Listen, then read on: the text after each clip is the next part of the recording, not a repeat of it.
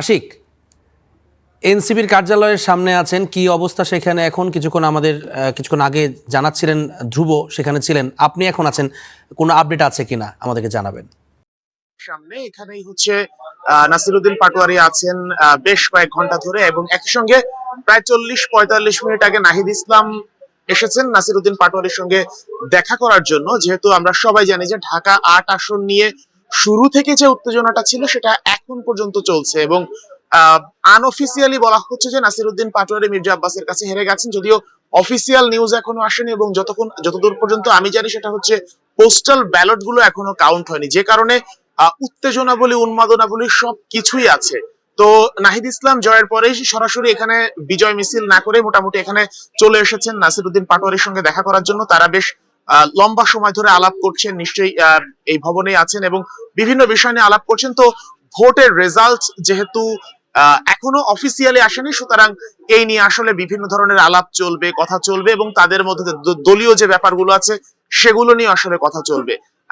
এই যে ঢাকা ৮ আসনের নির্বাচন নিয়ে যে শুরু থেকে যে উন্মাদনাটা ছিল, সেটা আসলে আজকে যদি ভোটের কথাও বলি, ভোটের সেই ভোট কাউন্টের দিক থেকেও কিন্তু যে শুরু থেকে সেই একই রকম এক্সাইটমেন্ট এবং এখন পর্যন্ত সেটাই চলছে। তো সেই জায়গা থেকে মির্জা আব্বাসের যারা অনুসারী আছেন, তারা আমরা সহকর্মী মামুনুর রশিদের মাধ্যমে দেখছিলাম তারা উদযাপন করছেন, এবং এদিকে নাসিরউদ্দিন পাটোয়ারির যারা হচ্ছে সমর্থক আছেন তারাও আশপাশে বিভিন্ন জায়গায় ছড়িয়ে ছিটিয়ে আছেন, সবার মধ্যে একটু দুশ্চিন্তা ভাব, এবং নিশ্চয়ই রেজাল্ট হয়তো বা অফিসিয়াল রেজাল্ট কি হবে সেই আশা তারা এখনো করছেন। তো আসলে অনেক কিছুই হচ্ছে, অনেক তথ্যই আমরা জানতে পারবো।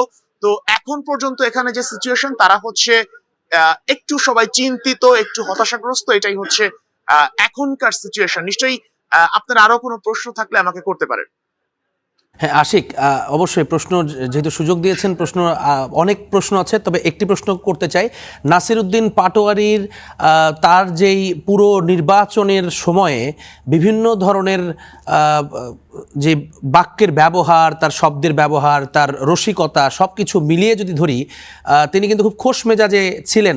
সেই জায়গা থেকে এখন তাকে চিন্তিত দেখে মনে হচ্ছে। আবার একটা জায়গায় আমরা শুনছিলাম যে তার ঝুঁকিও রয়েছে, যদি তার প্রতিপক্ষ যারা আছেন তারা হঠাৎ মারমুখী হয়ে যেতে পারেন, এরকম বিভিন্ন কথাবার্তা আমরা সোশ্যাল মিডিয়ায় দেখেছি। তো সেখানে কি অবস্থা দেখছেন? আসলে কি এই ধরনের ঝুঁকি আপনি আঁচ করতে পারছেন কিনা? এই ধরনের ঝুঁকি সেখানে আছে কিনা আক্রান্ত হবার মতো?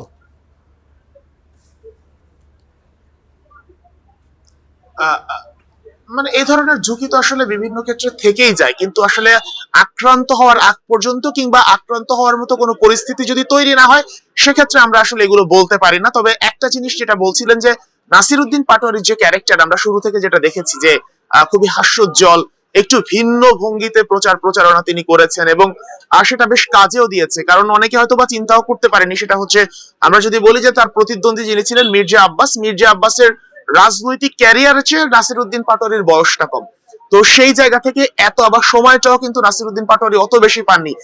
যেখানে ওসমান হাদির নিহত হওয়ার পরও পরবর্তীতে তিনি সিদ্ধান্ত নেন যে ঢাকা ৮ আসন থেকে নির্বাচন করবেন, এবং একেবারে ভিন্ন স্ট্র্যাটেজিতে নির্বাচন করেছেন। কিন্তু এরপরে আজকে যখন আমি নাসিরউদ্দিন পাটোয়ারির সঙ্গে আমার একাধিকবার দেখা হয়েছে, আজকে একেবারে ভিন্ন একটা ক্যারেক্টার, অনেক বেশি দুশ্চিন্তাগ্রস্ত, অনেক বেশি সিরিয়াস, এবং তিনি আসলে তার ইকুয়েশন মেলাচ্ছেন। এবং এটাই স্বাভাবিক চিত্র, একজন প্রার্থী যখন নির্বাচনে প্রতিদ্বন্দ্বিতা করেন এবং সেই ভোটের ফলাফল গণনার রাতে তার সিচুয়েশনটা আসলে কখনোই অমন থাকে না, কখনোই আসলে হাস্যোজ্জ্বল রসিকতা কিংবা ওই সিচুয়েশনটা আসলে কোনো ব্যক্তির মধ্যে বা কোনো প্রার্থীর মধ্যে থাকা সম্ভব না, যে একই সিচুয়েশনটা আমরা নাসিরউদ্দিন পাটোয়ারির মধ্যে এখন পর্যন্ত, মানে আজকে যেটা আমি দেখেছি।